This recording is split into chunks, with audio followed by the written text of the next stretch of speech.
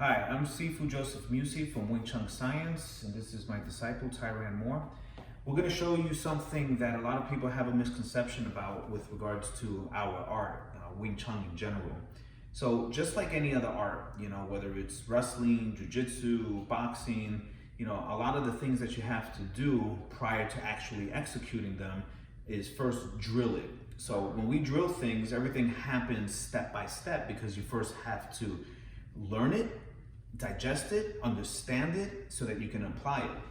So I'm sure you guys have seen this before, and this is called sticky hands, Chi. So when you see it in the internet, and you see, you type in sticky hands, or you type in Wing Chun and Chi on Google or YouTube, this is what you typically see. There's a lot of it looks like we're slap fighting, okay? But actually that's not what's going on here, all right? So just briefly, because I can't get too in depth in it, is in our form, in our art, there's a structure, and that structure has something called like a bang sao. This is called a tan sao. This is called a fuk sao, a high and a low fuk sao. So we're both doing that simultaneously, but like a chess game, we're both trying to get to each other. So the ultimate goal in this is for us to get to him. He's trying to hit me and I'm trying to hit him. But we're trying to do it with what is called sticky hands, hence the word sticky hand, the name sticky hands. We're trying to do it because anybody can disengage and try to throw a punch. And when I disengage, he's open for a punch and I'm open for a punch. So what you're trying to get out of this, like a chess game, is to create parameters. And these parameters that we're working within, number one and first and foremost, is sticking to each other. So when I'm using my bang sao, my tan sao, my high fuk sao, my low fuk sao, he's simultaneously doing the same thing. Now, this energy doesn't go too far off there, and it doesn't go too far off there. It doesn't go too far off anywhere, as a matter of fact. But where it's always focused is to my opponent. So I'm trying to go here, but his hand won't allow me to. So this is where the innovation comes. This is especially becomes more and more relevant when we actually start applying it for real fighting, or if you're doing simple things like grappling on the ground and trying to get out of a close quarter situation.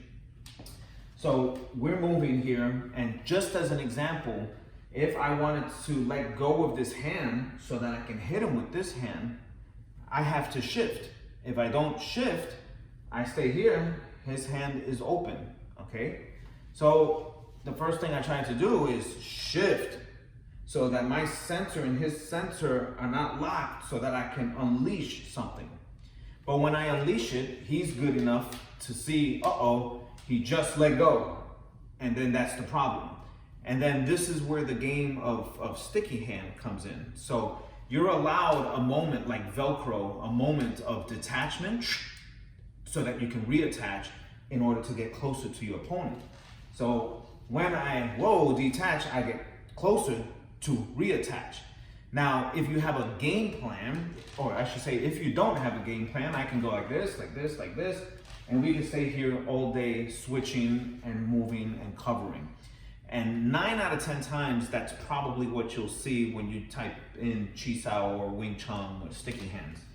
But when you're doing stuff with a purpose, like what we're gonna do now for a drill, so I'm gonna go in, boom, boom, and I wanted to hit him, but he covered. Now he can hit me here. This is not gonna knock me out, but it can act as a temporary distractor. So when my body reacts to this, he can lop and pull me in, or he can punch me, because he's creating these little pivot points. So I'm gonna try to create a pivot, so I can grab, move, and hit. So now I'm gonna do it just a little bit faster because I want you to understand the little complexity behind this. Now my vehicle has to be my legs, okay? The hands can only go so far and be so fast. So if I move with my leg and I go boom, boom, boom, boom, I go through, now my legs are trying to get me to that point. So all along, he's still covering and he's still reacting. And this is great for reflexes, but it goes beyond reflexes. So the person who's executing when you're first practicing typically should have a plan of action so that he or she can choose the weapon of their choice, so to speak, which side they want to go.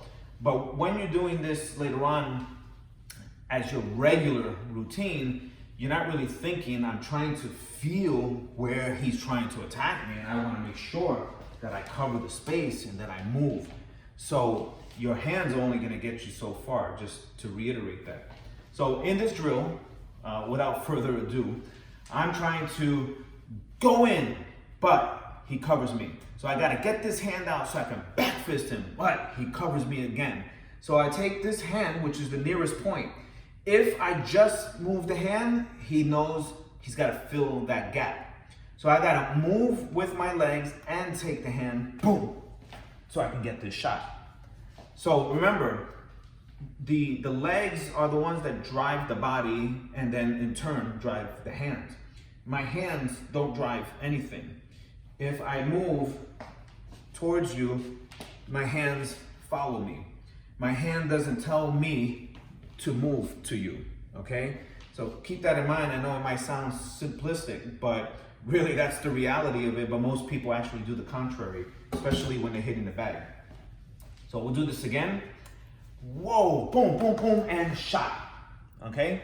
So everything happens together. So as this continues to escalate and the person that you're working out with is better and better and better, as your opponents get better and better and better, we would then have this turn into what we call Gore Sao. So just so you know, there are 3 levels of this when you see.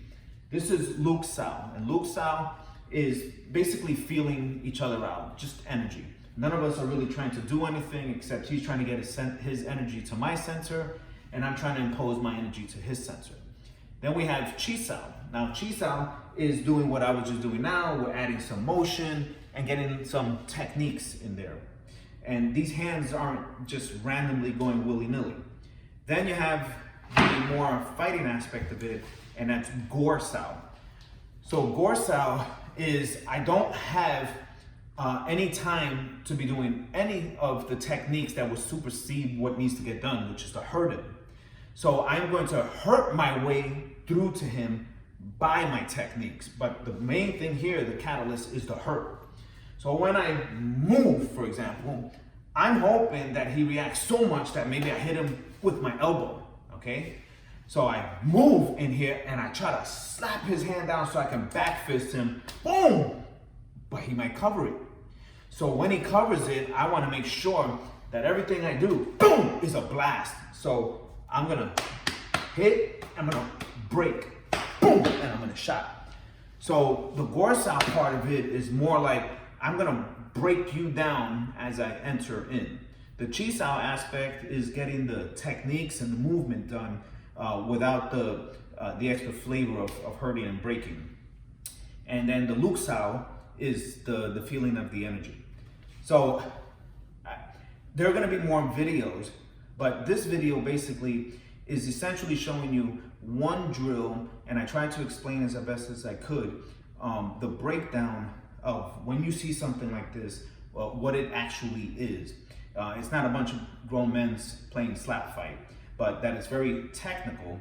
And then later on, you'll see how this will fall into a real fight situation. And just as a little prelude to that, I just want to show you if this person tried to tackle me and we're both fighting and I'm trying to get position and he's trying to get position. This is where sticking hand works perfect.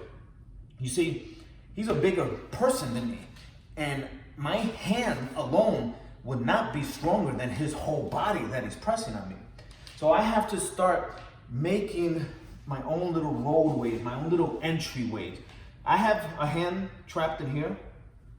This is trapped, and I got his neck here, okay? So this is enough just so I can stretch him out so that I can come back in.